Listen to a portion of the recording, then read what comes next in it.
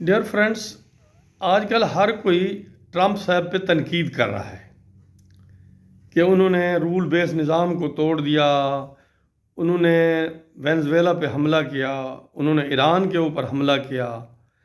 انہوں نے یوکرین کی جنگ کو بند کروانے کی چکر میں وہ روس کی حمایت کر رہے ہیں، وہ جناب فلسطین کی جنگ انہوں نے بند کروا دی لیکن صحیح طور پہ اچھی طرح بند نہیں کروائی، اور وہ بھائی کوئی اب نارمل شخصیت کے مالک ہیں۔ ایسی بات نہیں ہے۔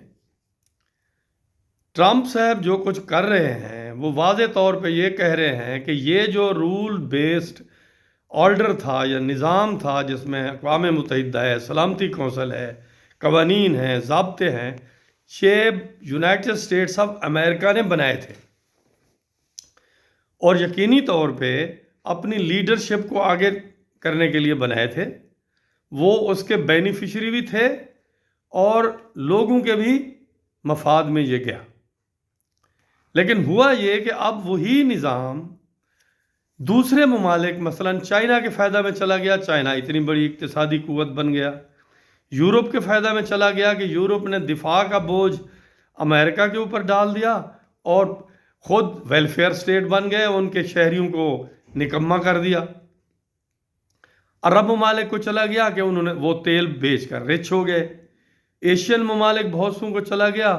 چونکہ وہ بھی خوشحال ہو گئے، اور ہر ایک نے اپنے دفاع کا، اپنی سیکیورٹی کا اور جو تجارت ہے اس کی ذمہ داری وہ امریکہ کے ذمہ لگا دی۔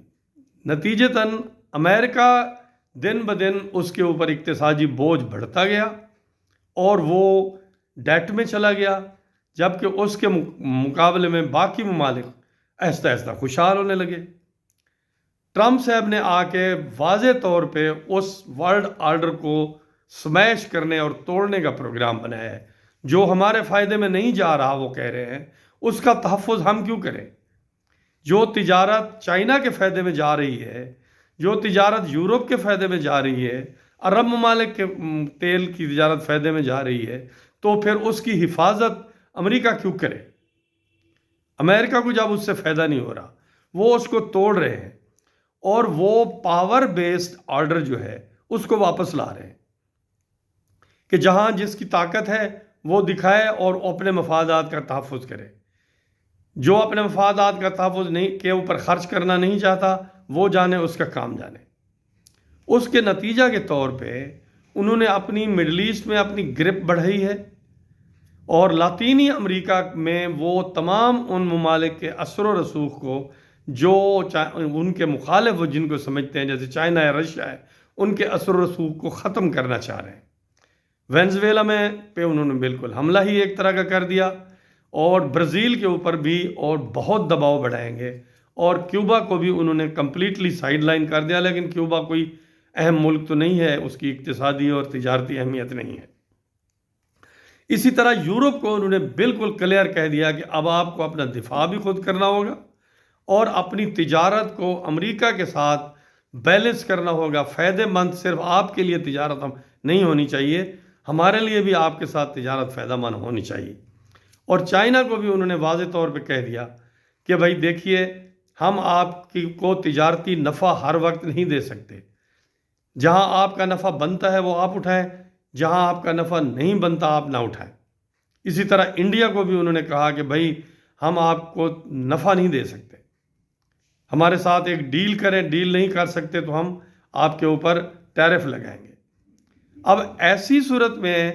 بہت سارے ممالک ہیں جن کا فائدہ تھا جو تھوڑا بہت نقصان کی طرف جا رہے ہیں، اور جو نقصان میں تھے ان کا فائدہ بھی ہو سکتا ہے۔ جیسے پاکستان کے لیے انہوں نے کہا ٹھیک ہے بھی ہم پاکستان کو کوئی مراعات نہیں دے رہے،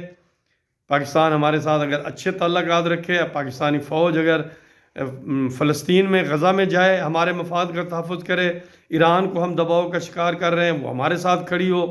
اب وہ یمن میں جائے ہمارے دشمنوں کے خلاف، وہ سوڈان میں جائے، وہ لیبیا میں جائے، رسک لے، ہم ان کے مفادات کا تحفظ کریں گے، رسک نہیں لے گی ہم کوئی فائدہ نہیں کریں گے۔ سو ٹرمپ صاحب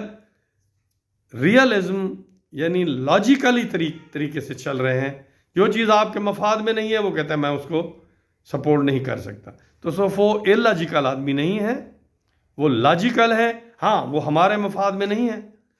ٹھیک ہے، وہ غریبوں کے مفاد کے چکر میں نہیں ہے، کمزور ملکوں کے مفادات کا اسے کوئی پرواہ نہیں. اقوام متحدہ سلامتی کونسل وغیرہ کے چارٹر کو وہ نہیں مانتے اب، جبکہ بنایا بھی امریکہ نے تھا.